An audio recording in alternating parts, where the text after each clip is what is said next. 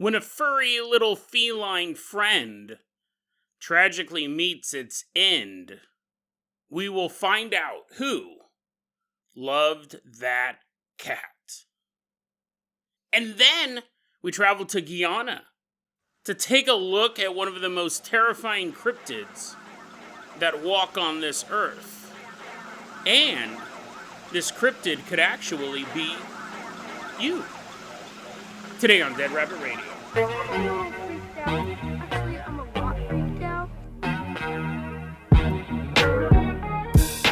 Hey everyone, welcome back to another episode of Dead Rabbit Radio. I'm your host, Jason Carpenter. I'm having a great day. Hope you guys are having a great day too. It's spooky Halloween season. It's coming up in just a few days. Or if you're listening to this episode in the future, maybe it just passed. But it's time. I got my Halloween costume. I posted it all over my social media and my Discord. We'll go ahead and use it for the artwork for this episode. That's me, as Zombie Ernie. And I'll tell you more about that costume in a second, but first, you're like, that's terrifying. I don't want to know anything more about that costume. The only thing I want to know is, did you burn it?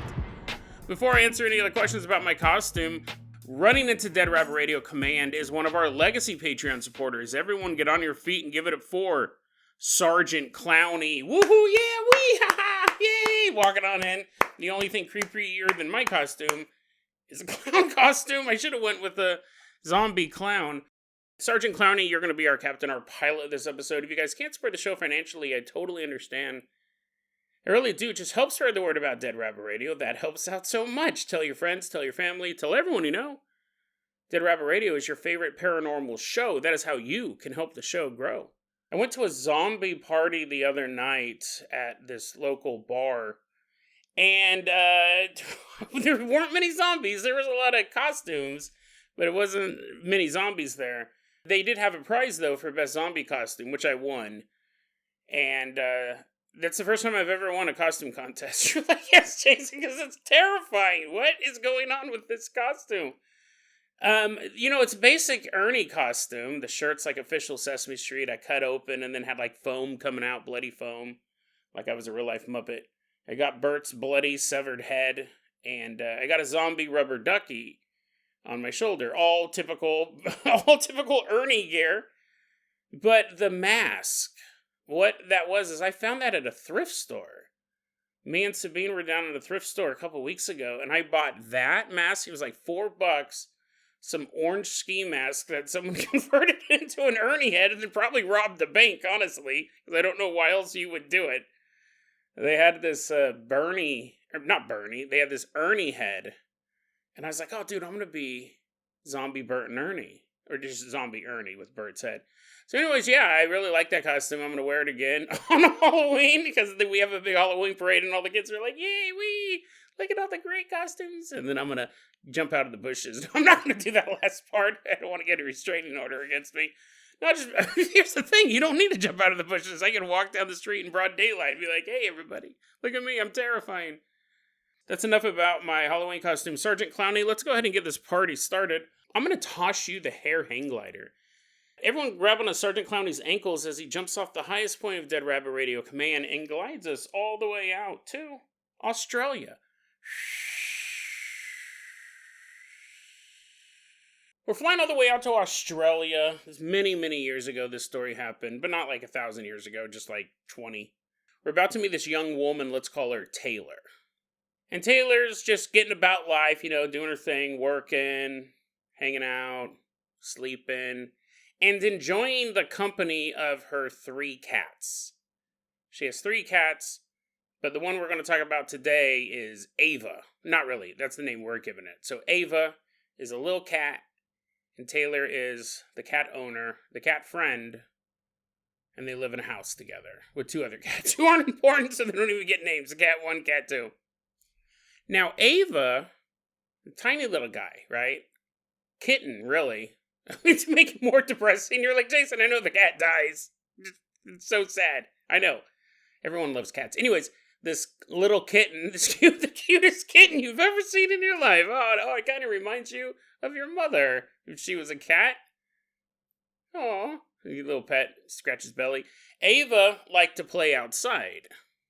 Probably been hindsight, not good, but I'm a big fan of outdoor cats. Ava's running around outdoors.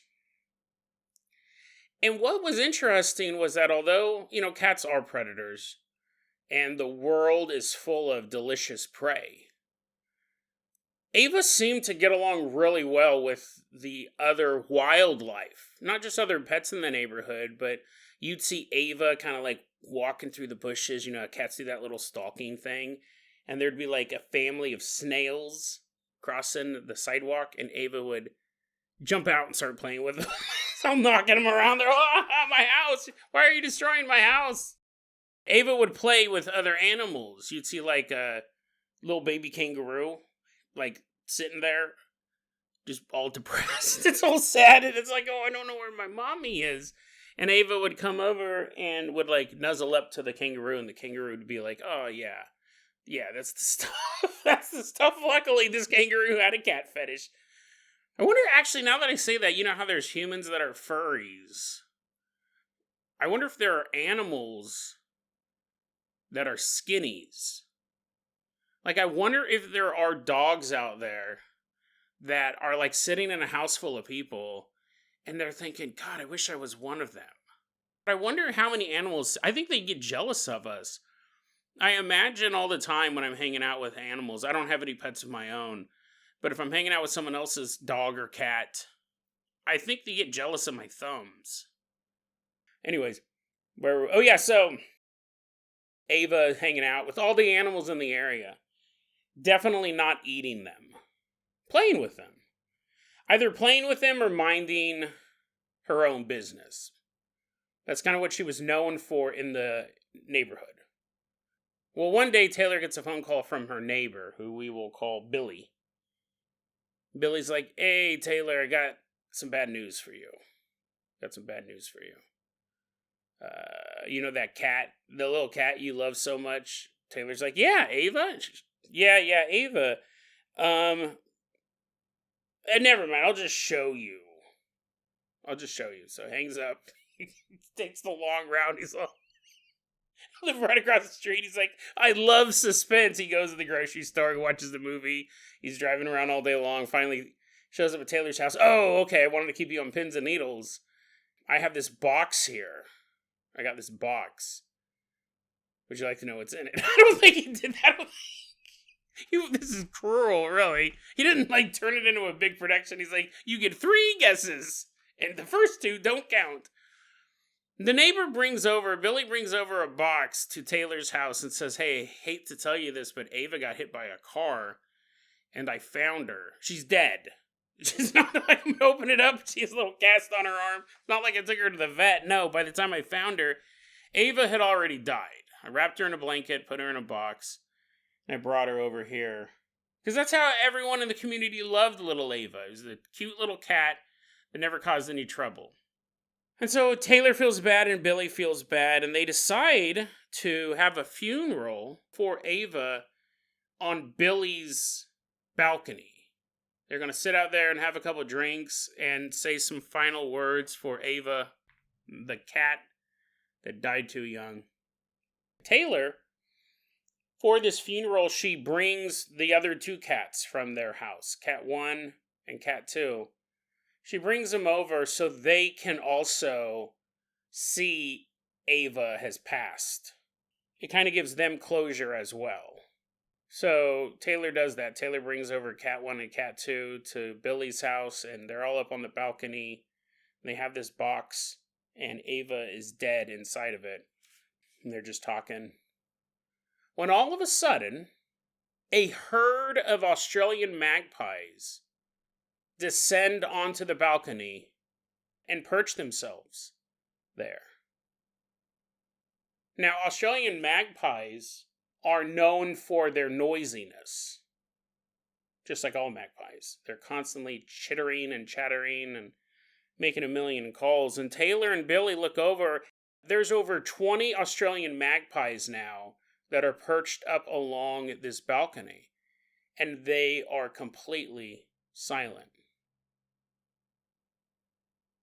And Billy looks at Taylor and Taylor looks at Billy. And now they're watching these birds, and the birds are just perched there, and they're kind of looking down at the box, looking down at Ava, wrapped up in that blanket, completely silent. And they stood there, quietly, for a few minutes. And then quickly as they arrived, they left. Just took off and flew away. But they were still completely silent as they left Ava's funeral. It's an interesting story, and you know what's funny is it has a bit of a companion piece. When I found this one, it was after I had found another story, and it's a neat little comparison, because I think this story that we just looked at, that was posted online by someone going by the name Black Cat. They put a bunch of A's in the middle of the word cat, but anyways, if we look at another story that was posted online from Tiger Town Terror. I'm not on some weird feline fetish website. These are just their usernames. Came across this story a while back. It was quite short, but it's an interesting companion piece. A Tiger Town Terror said that she used to work in hospice care. And there was a woman there who was dying, a patient who, in her final days or weeks, is in hospice care. One day while this employee was at work, she saw 10 crows fly and land out on the ledge near the dying woman's room. And the crows just sat there looking into the room. And once the woman eventually did pass away, all of the crows cawed for a few seconds. Caw, caw, caw, caw, caw, caw. And then they all took off. They all flew away. Now that story 100% feels like a supernatural story. That this woman did have a relationship with the crows. Not in a creepy way, but that's a lot of crows if she was having relations with, 10 crows? Here's the thing, even one crow would be newsworthy. I don't think she was banging the crows. I think that maybe they were almost like a familiar. And they were there to watch her pass on. That story feels like it has a more paranormal focus behind it. So I read that story, the one about the crows of the hospice care. I go, that's kind of cool. And I clicked it and put it in my notes. And I go, well, maybe we'll end up talking about it someday. But when I found this one about the Australian magpies and the cat, this one doesn't feel paranormal at all. If anything, it just shows how intertwined all of us are on Earth. And when I go back and look at that crow story, I go, well, maybe that wasn't paranormal either. Maybe, because crows are very intelligent. Maybe these crows knew where this woman was, where she was dying at, and decided to go visit her one last time in a non-paranormal way. The same thing is that if you or I, if one of our friends were dying, you going to see them in the hospital room before they die, there's nothing paranormal about that. You're just like, unless you flew over on a broomstick, you're going over there to say goodbye to an old friend or to a family member. So it's very interesting. I guess Ava probably was really loved in that neighborhood, even so much that the eternal enemy of the cat, which is the bird, because Ava was such a good cat and never hunted them, was never killing anything indiscriminately, just liked playing. When Ava died, the Australian magpies wanted to say their goodbyes as well, which is interesting because how did they say their goodbyes? They were silent, which is the opposite of how a Australian magpie, or pretty much any magpie, usually is. Which really makes you think that the sanctity of silence is not a human condition, and a lot of times in a worship setting, meditation, when we have a moment of silence for those who have passed on. It's because we understand the sanctity of silence, but that may not be a human thing. In fact, humans may not have been the ones to invent that. We may have learned that from the animals. Who knows? It's a crazy story. Both of them are very short. The crows at the hospice, and then these Australian magpies at Ava's funeral. Very, very short stories, but I think they both might be giving us a clue to the interconnectedness of life. Fascinating stuff. And it's fascinating because if it's paranormal, definitely fascinating. But even if it's not, even if there is just this science between this, the science of friendship, right? The science of companionship and the science of death. Knowing they're never going to see little Ava frolic around the neighborhood anymore, the Australian magpies wanted to say goodbye in the way that they don't normally spend the rest of their life, which is talk. Very fascinating. If they all landed and they were super loud and they're like pecking on Ava's corpse, that would just be a bunch of birds. The story would be, we're having a funeral for my cat and we were attacked by birds. No, the birds were there to pay their respect for a fallen friend. Fascinating stuff. A long time ago on the podcast, I'll put this episode in the show notes. It might have been in the first 100 episodes. I did an episode about crow funerals. And also crow... What's the term when you have sex with a dead body? Crow, it's necro... What is it again? Necrophilia. Crows were having sex with dead crows. So it's a little less respectful. It's about as disrespectful as you can get. But I'll put that episode in the show notes. You're like, go ahead. I'm not going to listen to it. That sounds terrifying, Jason.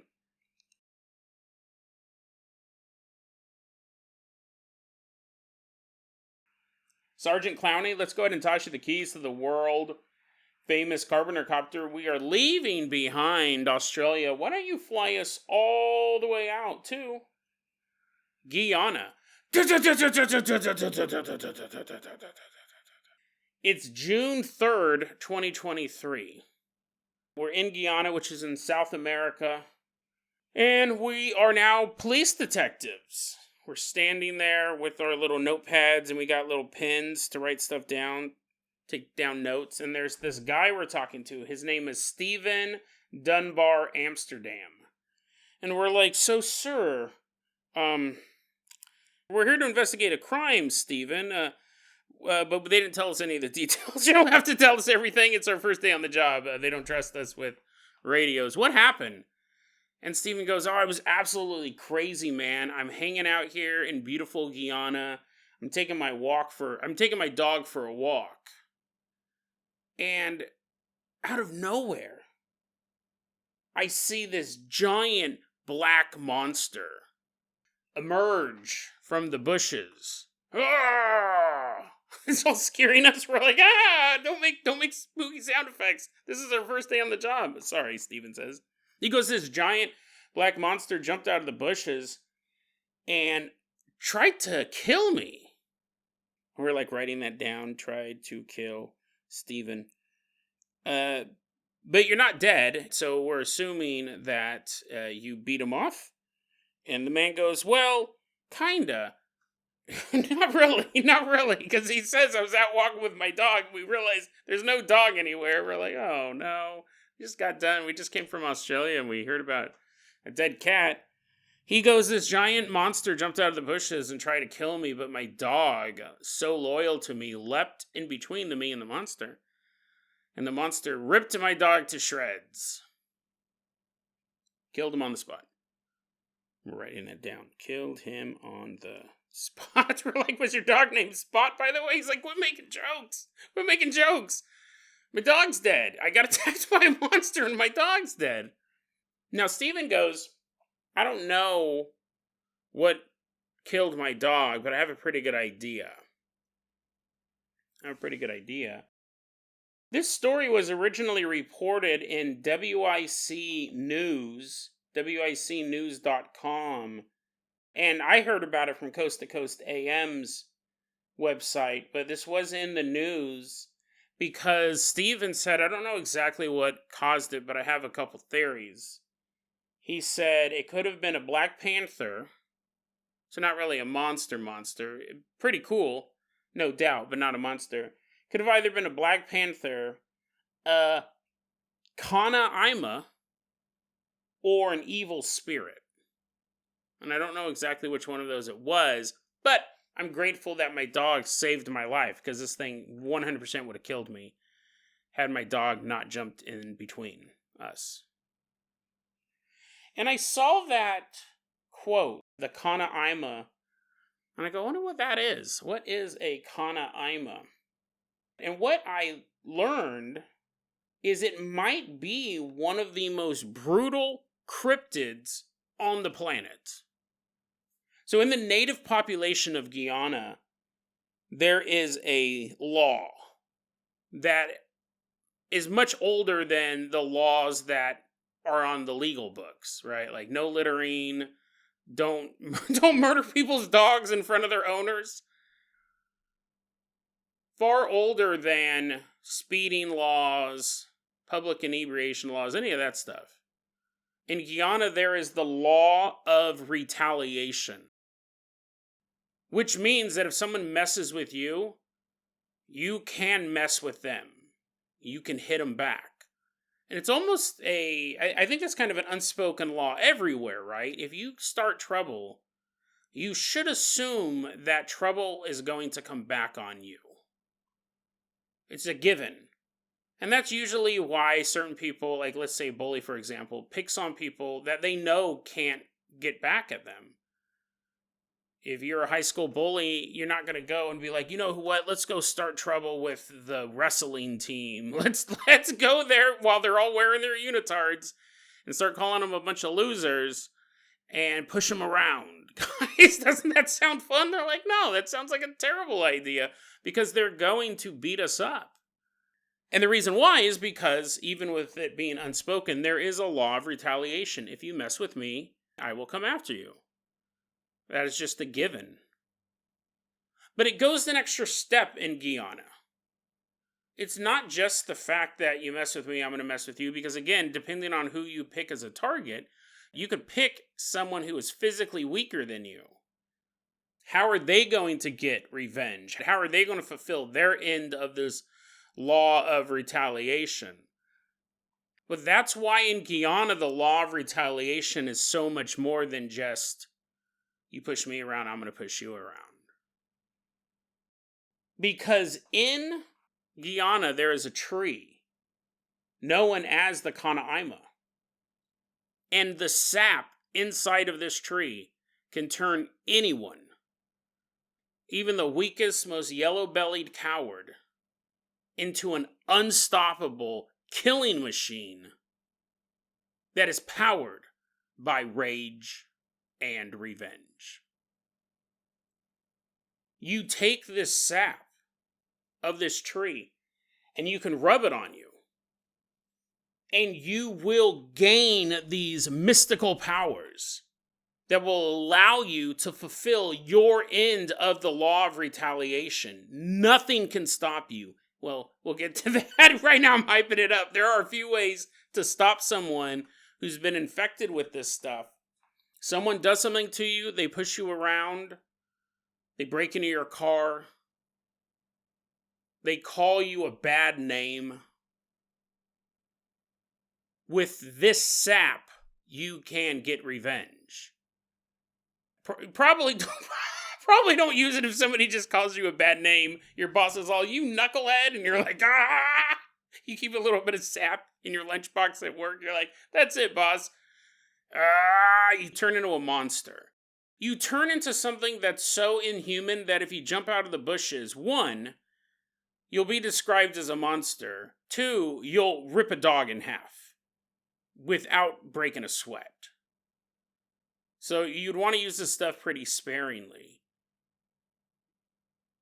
But you take the sap, you rub it on yourself, and that will give you the ability to fulfill your end of the law of retaliation. You can get back at those who have wronged you. The problem is that it blinds you to any rational decision making. You become so powerful with this sap on your skin that, yes, you will get revenge, but you will stop at nothing to do that. So let's dig a little bit more into this. You put the sap on you, and what it allows you to do is, one of the first things you can do is you can transform into any animal form.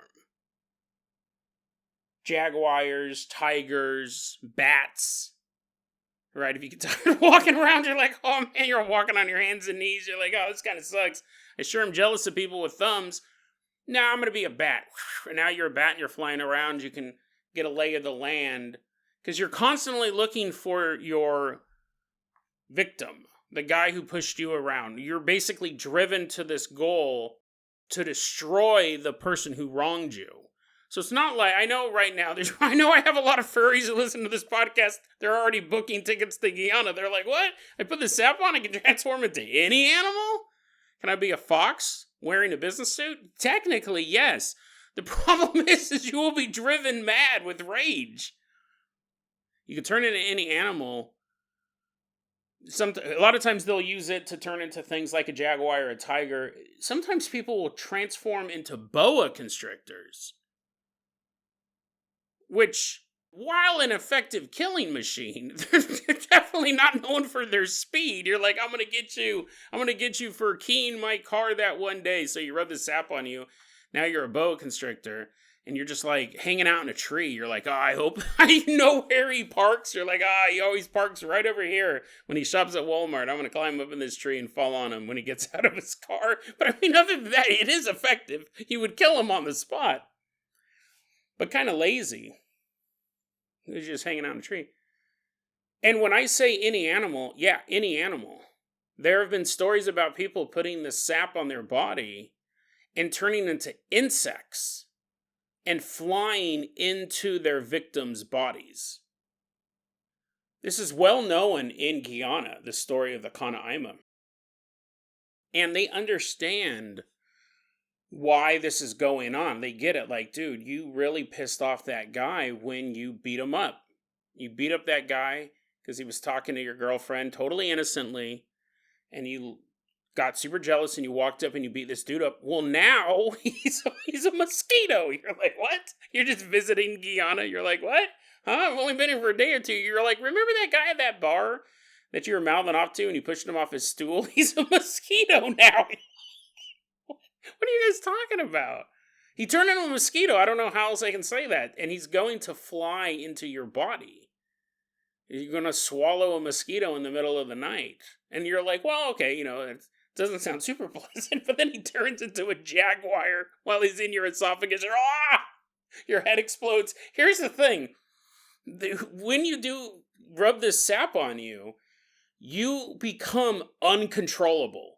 The people in Guyana, they understand why this sap is used. They get it. You've been wronged and there's no other way to get revenge for what happened to you. But the Kanaima, even though the beginning of the story may be you were unjustly attacked or bullied or what have you, once you put this sap on you, you are the hereditary enemy of mankind. You have become evil. You are ruthless, terrifying, a monster. And like monsters, right, their way of dealing with the problem, it's not like they're going to show up and be a jaguar or a boa constrictor and give you a stern warning. It's not even that they're going to show up and they're going to kind of like beat you up. They're like, remember when you beat me up in high school? Well, now I'm a mountain lion and I'm all punching him in the stomach. And I go, see, I hope you learned not to pick on kids in high school. And then you morph back into a dork. You're all walking out of his house. He gets you in the headlock. He's like beating you up. No, they not only murder their victims, the Kanaima not only murders those that have wronged them, they tend to like to torture them as well. The Kanaima, a favorite tactic of theirs is to rip out their victims' tongues and disembowel them, which will not cause a quick death. They will hunt you down and they will hopefully find you in an environment where rescue is not certain, right? You're driving to work, you take an off-ramp, and there's not a lot of traffic on the road, and all of a sudden you look in the back seat, there's a big boa constrictor, you're like, ah! It was funny, when I got in my car, there was just a single mosquito back there, but now, break your jaw open, rip your tongue out, disembowel you, and let you bleed to death. They're not there to kill you on the spot. And so it's because of actions like that, the citizens of Guyana are like, we understand why you're doing it, because it's the only way you could get revenge, but it's the how you're doing it. You're making these people suffer needlessly. Like, you could just kill them and get it over with, but you're actually making it a very slow and painful death. However, there are other people in Guyana who go, listen, this is their only way of getting revenge. They must fulfill the law of retaliation. This must happen. If they feel that this guy who beat him up in high school deserves to die slowly in the middle of nowhere, well, that is the wish of the Kanaima. It's interesting because with most cryptids, and it's been a long time since we've really done a deep dive into a cryptid like this, with most cryptids there are a set of rules. There are strengths and weaknesses and things they must follow, but the Kanaima, because it's a ritual nature, this truly is a cryptid who was previously human, who's shifting over. Bigfoot, whether or not Bigfoot is paranormal, there's 50-50 on that, right? I'd even say it's 80% people who believe in Bigfoot. 80% of people who believe in Bigfoot, I would say, believe it is a biological being. It is no different than a gorilla or a chicken or you and I. It's an actual biological thing. And then there's a 20%, I'm kind of pulling these numbers out of my butt, but a smaller percentage of people who believe in Bigfoot believe it's a spiritual answer to it, or a UFO answer, or an interdimensional answer. This one, because it's a man basically doing a ritual with this sap, there are certain rules he has to follow, which we see in most rituals, really. All rituals, I would argue. So the first thing that you do is when you've decided to go through the ceremony to rub this sap on your skin, the first thing you have to do is you have to leave behind your family and your community. You can have no contact with any other humans who are not your victims. For two reasons. One, you have the werewolf theory. That's this idea that if you became an unstoppable killing machine, the chances of you being able to resist killing your niece who came over that night, a werewolf can't do it. A lot of men who turn into beasts, that type of transformation, losing the humanity behind it, you wouldn't be able to stop yourself. So it's to protect your loved ones. It's to protect the people around you. But another interesting thing, because we have all these types of rules with cryptids, and even more so when we have this ritual nature to it, is that part of the law regarding the Kanaima is that if anybody sees you, if any other human comes across you while you have turned yourself into this spirit of vengeance, that human then must try to kill you. Doesn't matter if it's your family. Doesn't matter if it's one of your friends. Doesn't matter if it's just a random person walking through the woods. They happen to come across you. They must try to kill you. That is part of the law. They can't let you go. It doesn't say what the penalty for that would be.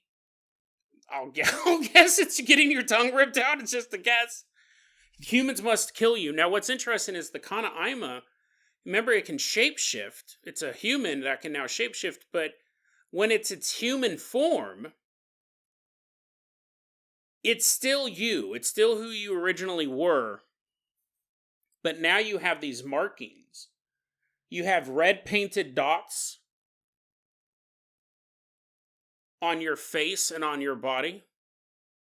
That is part of this transformation. You now have red painted dots on you, so someone could recognize you even if you shifted into human and you were no longer a boa constrictor or a mosquito. If someone was walking through the woods and saw another man covered in these red dots, they would know that that was a Kanaima in human form, and they would have to try to kill him. Once a man, and I'm sure women can do it as well, right? I'm just keep using the term of a man. I just keep saying man. When they are in human form, Kanaimas are very emaciated humans. Because once they have done this ritual and turned themselves into the Kanaima, they can no longer eat meat.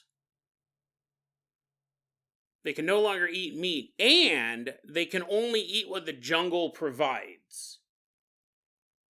So, I mean, hopefully you turn into this guy in an orchard. You're like, an apple orchard. I'm the original Johnny Appleseed. You're ripping people's tongues out. Orchard workers are running away from you. You can only eat fruits and vegetables that the land provides. The Kanaima can kill in his animal form fairly easily with whatever weapons the animal has naturally. Claws, teeth, things like that. Anything you would see with a normal animal. They also have access to something called the invisible arrow, which is a poison that the Kanaima can use to kill its victims. Now, what's really interesting is, the tree is real.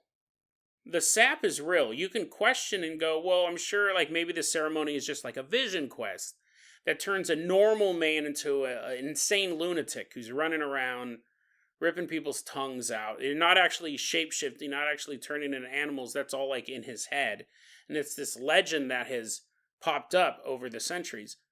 You could say that, yes. That is definitely a reasoning behind it, that this guy is going into some sort of rage-fueled psychosis, and the sap isn't helping either. The sap might have some sort of psychoactive factors. The invisible arrow, this poison that the Kanaima uses, is very real. It's so real, in fact, that it is a plant that the locals have not and never will show to Westerners. It is a poisonous plant, and the people in Guyana will not show it to Westerners because they know Westerners will make an antidote for it. And they don't want an antidote. They want to have this unstoppable poison called the invisible arrow that can, kill anybody. This poisonous plant, again, it's not like a gentle death. At a certain point, you're going to wish your tongue was ripped out. The way that this works. What happens is, it's generally inhaled is the main way for this to affect you. So, I mean, that would be a potent way to attack someone with it, right? You could just blow it in somebody's face. You'd have to get pretty close. But, I mean, if you're close enough to do this, you're close enough to rip their tongue out. You get someone to inhale this poison that the Kanaima uses, the invisible arrow. It causes the victim to first be hit with burning bowels. Which, while a great name for a punk band, is not something you ever want to be diagnosed with. Burning bowels, unquenchable thirst, and a raging fear. So again, it's not even just a biological attack. This invisible arrow causes you to become so paranoid that in your last moments, which is going to last weeks, takes over a month to die of this thing. And remember, there is no antidote. Not only are you in extreme pain that lasts for weeks and weeks, you're terrified. This drug also has a psychoactive element to drive you mad while you're dying. With the burning of the bowels, obviously you can't eat anything. So you're going nearly a month. You're starving. You're slowly dying. This kind of points to a possible metaphysical nature of this poison, because I don't know how this would work, but they see it over there when people get hit with the invisible arrow. The burning bowels, the unquenchable thirst, the unending fear. Your body becomes completely emaciated, but your face remains normal. So you lose none of the fat of your face. Maybe that happens when people starve to death. I don't think so. I think everything kind of gets gaunt, but not when it comes to this invisible arrow. So again, it's almost like taunting you in that sense. Your face looks normal. Everything else is just, you're starving to death. It's creepy. And you're constantly complaining about your bowels. We're like, we get it. You shouldn't have bullied that kid in high school. He got hit with the invisible arrow. Well, here's the thing. The Kanaima cannot choose mercy. Even if it wanted to. Even as he's running through the jungle, looking for his victim, at this point, days, weeks, years may have passed. Because if you know this thing is after you, you can do whatever it takes to try to avoid the wrath of the Kanaima. The Kanaima can spend years trying to find its intended victim. And when it finds you, it can have said, you know what, it was years ago that I turned into this rage-filled monster, but now that I've had time to reflect about all of this, I think I'm going to let you off easy. No. If they don't, if the Kanaima does not torture their victim, if it does not have them die slowly, if it does not give them this invisible arrow and let them suffer for a month, the humanity that formerly resided in the Kanaima will disappear forever. Because the idea is that once you're done fulfilling your end of the law retaliation, you will return to be human. You will be able to return to your friends and your family. You sit down, have a nice steak, and you go, oh man, I've missed you. Yum, yum, yum. Start putting on weight. Go back to who you used to be before you rubbed this sap on you. But you have to fulfill the mission. You have to fulfill the law of retaliation. And if you don't kill them in a very cruel way, you lose your mind. You lose your humanity. You will be stuck as this rage-filled monster who's been separated from all civilization. So they will spend years. Usually they can get it done quicker. Probably shouldn't have been a bow constrictor for the first 3 years. He's like, oh, maybe I should try chasing this guy. Oh, yeah, I forgot. I can become a panther and run at top speed through the jungle. Sometimes they'll spend years waiting for their victim. And if they cannot find the person that they need to attack, they have to give it the good old college try. They really, really have to do it. But let's say a couple of years have passed and they cannot find their victim, which, nowadays, back, in olden times when they were rubbing the sap on their body, run around Guyana, find the guy who pissed you off, rip his tongue out, go back to work on Tuesday. But nowadays, the dude could just get a plane ticket and go to St. Petersburg. Your victim is now giving a symposium about how to be a bully and evade mystical justice. And people are like, what? This is a weird TED Talk. You can't get on a plane. You can't even be around other people. So if enough time passes and they can't find their intended victim, what the Kanaima has to do then is to kill any of his family members. Anyone will suffice. That is another way that you can fulfill this wrath pact you have made. You've rubbed this sap on to get revenge, and if you cannot, then any family member will do. There was a story that I read when I was looking at all this stuff that there was a boy in Guyana who was out chasing cows. Just having fun, right? Chasing cows around. That's pretty bold, right? One of those cows might be a Kanaima. This boy, he's out chasing cows, and then later on that day, he comes back home, and he's like, oh, I don't feel good. Mom, Dad, oh, I don't feel good. And they're like, Joey, what happened to you? And he's like, oh, I don't know. I was out chasing cows, and I don't feel good. And then shortly after that, complaining, and shortly after that, he died. This boy died. Now, this is odd.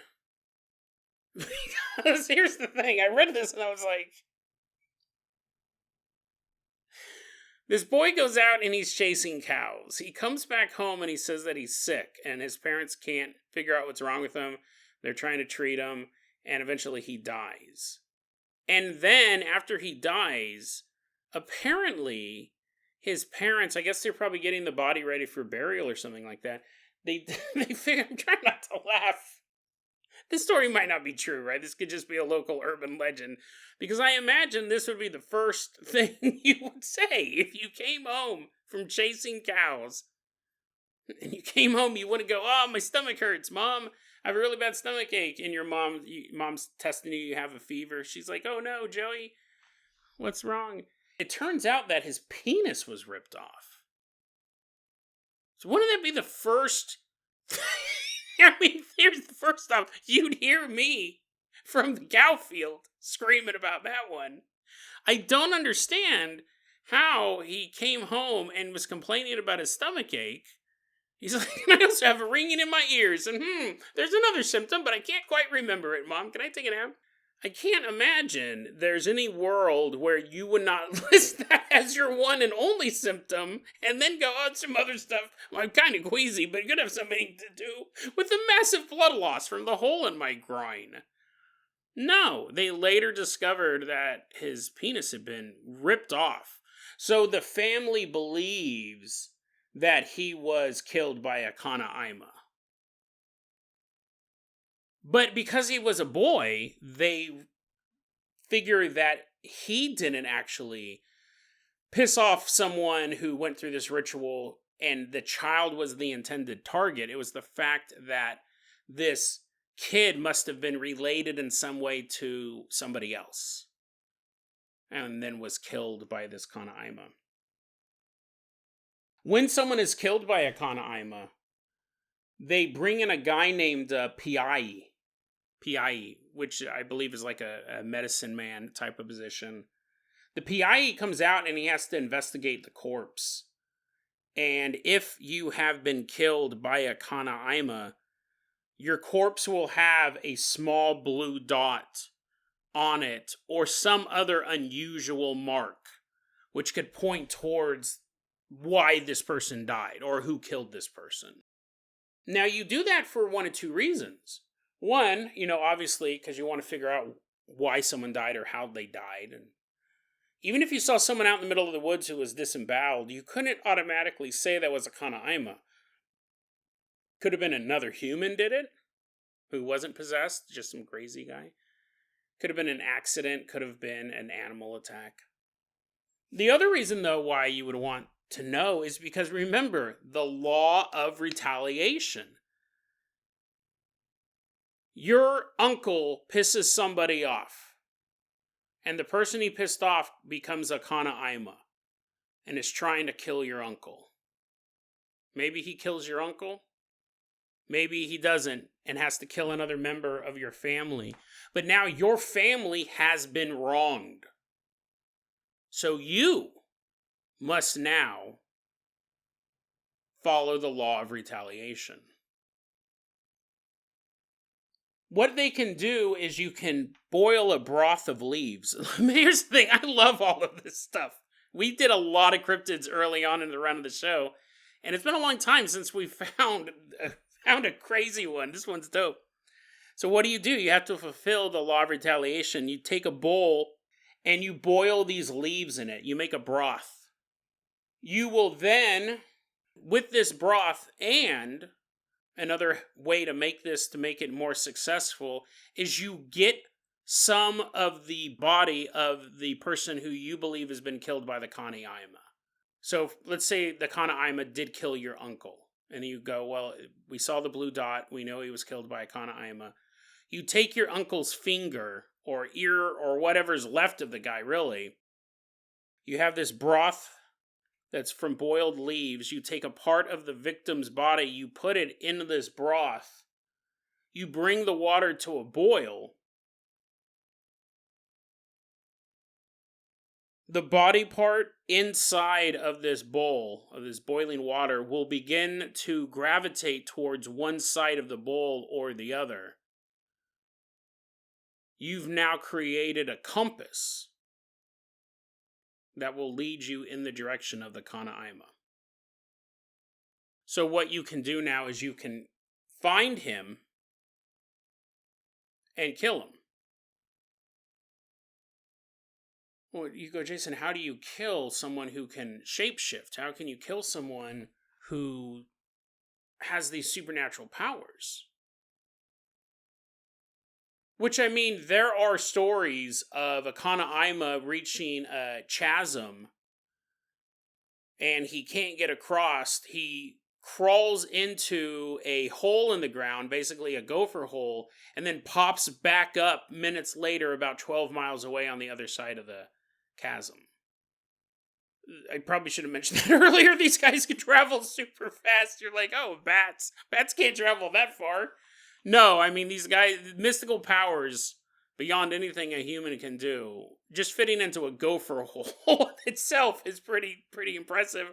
But then to instantly pop up 12 miles away, that's the type of movement, that's the type of skill set or powers that the Kanaima has. How do you stop someone like that? Well, it's kind of a battle at this point, because the Kanaima has now fulfilled his mission. He got revenge. It's time to become human. So if you can catch the Kanaima after he's returned into his human form, like purely, not just shapeshifted into a human, a skinny human who can't eat meat, once he's fulfilled his mission, once he's able to return to his human form, you can kill him the way you would kill anybody. Hatchets in the middle of the night, catch him in bed. Shotgun blast to the stomach as he's walking out of Best Buy with a brand new laptop. An invisible arrow. Give him a taste of his own medicine, literally. The law of retaliation has to keep going. When the Kanaima is done with his mission, though, he does want to turn back into being a human. And what he must do is, after he has killed his victim, he must wait until that victim is found and then buried. Once the victim has been properly buried, the Kanaima must dig him up and drink the juice of the dead. So as the body is slowly putrefying in the casket, Kanaima has to get in there and start licking up that fluid, that decayed body fluid. And once he does that, he's like, the Kanaima's like, nah, I'm good. I'm just going to be a boa constrictor. I'm just going to lay out in the sun all day long. I'm good. I don't want to drink rotted human fluid. But he does. He wants to turn back into a human. He wants to go back to see his friends and his family. The law of retaliation has been fulfilled. The only thing he has to do now is drink the fluid from a decaying corpse. He can also eat the corpse as well. You're like, Jason, you're a Kanaima. You're all listening to this podcast. You're like, well, this is the only way back. You're all, look, drinking about 2 liters of dead body fluid. And then I go, you can also eat the liver. You're like, why didn't you tell me that 10 minutes ago? Now you're going to come and kill me. Now the Kanaima is taking a rowboat to America. You can eat parts of the body as well. I just thought the funniest and grossest part was drinking. I mean, think about it. If someone came to you and said, here is a liver from a dead body, and here's a cup of decayed human fluid. The liver's all properly cooked. The bear cooked it for you. He's like, voila. The bear made you this liver. It's all sizzling. There's a little bit of parsley on top of the liver. And then sitting next to it is a cup of gray fluid. It looks like... Think about it this way. Have you ever drank anything that's been gray? I don't think there is a juice on the planet that is gray. But here is a gray, you got like this glass, and then a 2-liter sitting next to it of graveyard juice. That's actually an awesome name for a punk band as well, but What would you rather do? Would you rather eat the liver of a dead man, properly cooked and removed from all parasites, it's been inspected by the USDA, or this glass of corpse juice? You see a guy, the bear, is wringing out an arm to get extra juice into your cup. He's like, ooh la la, you drink the juice. I'd rather eat the liver. Well, here's the thing. The family, because you've now created this whole thing, you've came and killed this guy, the family of the victim, they don't want you to become human again. They know that you're going to go crazy. You're just going to wander through the woods until eventually something kills you. Or hopefully you'll just wander away. You're El Salvador's problem now. They want to get revenge on you for killing one of their loved ones. So a lot of times if they believe someone's been killed by a Kanaima, they'll bury them somewhere, the victim somewhere, and won't tell anyone where the body's at. Or they'll bury them and then hide the gravesite, put some bushes on top of it. So the Kanaima can't actually find the corpse. And will just wander around for years and years and years and never be able to return back to his family. And the thing is that if it has to drink the juices, sometimes the family will poison the corpse. They'll actually put poison on the body as they're burying it, which would cause the juices to become poisonous. So the Kanaima goes, well, I can't drink the juices because they poisoned them. So I'm just going to eat the liver. But what they will also do is the family will remove the liver and in its place leave a red hot axe head. So now you have a choice. You can possibly drink poisoned casket fluid. Or you have just, I hand you something, I'm holding oven mitts, I'm like, don't look, just take a bite out of this. You're like, what? Take a bite out of this. That would be quite the surprise. You're like, finally, it's time for me to become human again. And you go into that decaying corpse, you take a big bite, and you just completely destroy your mouth. There'd be no other way. I mean, you thought by ripping the guy's tongue out, you were being brutal. And in turn, you ended up biting into a red-hot axe head. You're never going to be able to eat again. You can only eat right now fruits and vegetables. You're not getting a lot of protein. You're running around the jungle. You're a boa constrictor. That takes a lot of calories. A lot of nutrients are used in that process. And now your entire jaw, all your teeth are broken. Your entire jaw is melted. Flame and the burning and all of that. And you howl into the night. Probably don't howl, right? You can't use your mouth and you run off into the jungle. Never to be seen again. You would die shortly after that. You couldn't keep yourself fed after such a grievous wound. But again, torturous. This isn't like a vampire where you catch up to it and you chop its head off, put a stake through the heart, they turn to dust.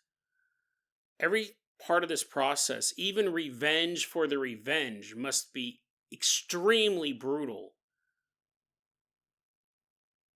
Must be long-lasting agony. No mercy. Just vengeance. They say an eye for an eye makes the whole world blind. The saying should be, when it comes to revenge, there are no men, only monsters who hunt other monsters.